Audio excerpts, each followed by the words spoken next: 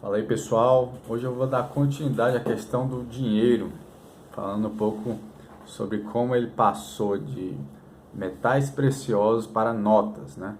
Então no vídeo passado eu falei que houve uma evolução do escambo, o escambo evoluiu para a troca com moedas preciosas, de metais preciosos como ouro e prata, aí foi o início do fortalecimento do comércio global e depois a moeda ela foi substituída pela nota. As notas elas surgiram de depósitos de moedas ou de barras de ouro que eram feitos em bancos e o banco certificava através de uma nota de papel que você tinha o direito a sacar uma X quantia em ouro quando você quisesse. Como esse direito era assegurado pelo banco e as pessoas começaram a confiar nos bancos, as moedas foram aos poucos substituídas pelos metais preciosos nas trocas. Mas, como eu disse, nem sempre foi assim. Então, a primeira moeda global foi da Espanha. Era uma moeda de prata chamada dólar espanhol. O dólar espanhol era muito utilizado, inclusive nos Estados Unidos, em toda a Europa. E essa moeda continuou sendo o padrão global de moeda até que houve inflação por parte do governo espanhol devido a guerras que eles se comprometeram. Então, após o dólar espanhol, veio a libra esterlina. Então, veio a libra esterlina, veio a Revolução Industrial e a Inglaterra passou a ser o país mais poderoso, tanto financeiramente, como em questão de armas, como tudo. Geralmente, quando você se torna um país muito poderoso, em questão econômica, a questão do seu dinheiro também se torna muito forte. E a libra esterlina ela passou a ser, ela passou a ser uma moeda de papel, não mais uma moeda de metal precioso. Era uma moeda de papel aceita em todo mundo, mas ela tinha um certificado de que se você não confiasse mais naquela moeda, naquela nota de papel, você poderia resgatar aquele valor da libra, né, que na Inglaterra é chamado pound, e pound é uma unidade de medida de peso. Então você poderia resgatar algum peso em ouro na libra esterlina. Você poderia trocar a nota de papel por algum correspondente em ouro. Isso é o que você chama de dinheiro lastreado em metais preciosos. E o mundo, até recentemente, foi assim, com o dinheiro lastreado em metais preciosos.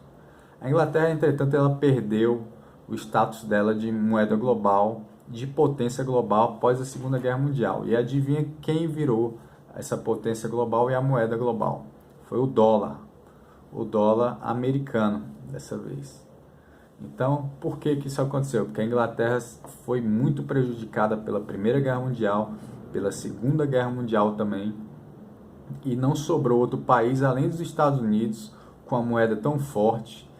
Após a guerra, a Segunda Guerra, apenas os Estados Unidos tinham uma moeda forte, lastreada em ouro, e que as pessoas confiavam.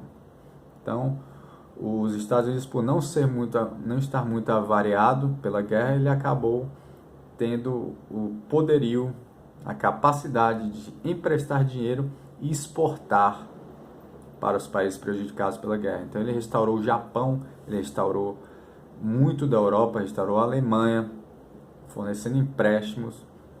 Então era claro que deveria haver confiança na moeda americana. E nesse período, a maneira que os países, ao receber o dólar como empréstimo, a maneira como eles procuravam pagar era através de ouro. Então os Estados Unidos, durante 10 anos, 15 anos após a guerra, eles começaram a acumular muito ouro e foi gerando cada vez mais confiança no dólar como moeda global. Essa confiança, entretanto, foi diminuindo. Por quê? Porque aos poucos os países avariados pela guerra começaram a poupar também, começaram a restaurar a economia deles e começaram a perceber que os Estados Unidos estavam inflacionando a sua moeda, já que ele tinha um poder global, a moeda dele era utilizada por todo mundo, ele começou a inflacionar para seguir projetos dele, projetos que tinham a ver com a Guerra Fria que estava acontecendo, então tinha a ver com a guerra do Vietnã, por exemplo. Então tinha gastos que o governo americano estava tendo, gastos que eles não tinham antes, isso foi inflacionando a moeda, os outros países foram percebendo e com isso veio a vontade dos países de trocar o dólar que eles tinham em notas de papel por ouro, conforme o acordo de Bretton Woods feito em 1944 e 1945 estabelecia. Agora, foi tamanha a percepção de que os Estados Unidos estavam saindo fora do controle de gastos dele, emitindo novas notas de papel em dólar, que o governo americano ele acabou não cedendo mais, ele acabou quebrando o acordo de trocar a nota de dólar por ouro. Então, no momento em 1971, quando ele decidiu isso, foi quando se diz que acabou o padrão ouro, em que a nota de dólar poderia ser resgatada por um equivalente em ouro. Quando isso aconteceu, começa uma nova era monetária, a era do fiat money, ou da moeda fiduciária, em que o dinheiro ele não tem lastro nenhum, a confiança dele é estabelecida apenas pelo uso geral das pessoas, que era imenso. Vários países ao redor do mundo começaram a usar o dólar como reserva nos seus respectivos bancos centrais. E aí veio também uma vontade europeia de ter sua própria moeda em que eles pudessem confiar. Eles já não confiavam mais tanto no dólar americano por essa capacidade que ele tinha de se expandir à custa dos outros países. Então veio uma união europeia, uma proposição de união europeia para criar o euro. Então foi um ensejo para a criação do euro, esse quebra de contrato de Bretton Woods que aconteceu em 1971 no governo do Richard Nixon. Então, a partir daí, como eu falei, o dinheiro passou a não ter valor nenhum, valor real nenhum, apenas a confiança e o hábito de usá-lo. Como consequência disso, o mundo em geral ele acabou indo para estabelecendo um fenômeno novo.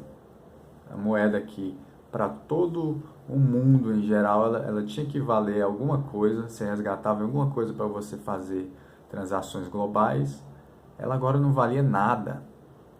Então foi uma novidade que trouxe consequências para as pessoas, que elas começaram a ter que criar outros sistemas para conter a inflação. O ouro, o padrão ouro, ele continha a inflação de certa forma, que as pessoas iam lá, se desconfiassem, iam lá e trocavam a nota pelo ouro. Quando a nota passou a ter valor por si só, como é que você controla o gasto do governo? Como é que você impede que a inflação aconteça e você continue confiando na moeda? Então aí veio outra era, a era do fiat money, a era da moeda fiduciária, que começou a gerar inflação em várias partes do mundo.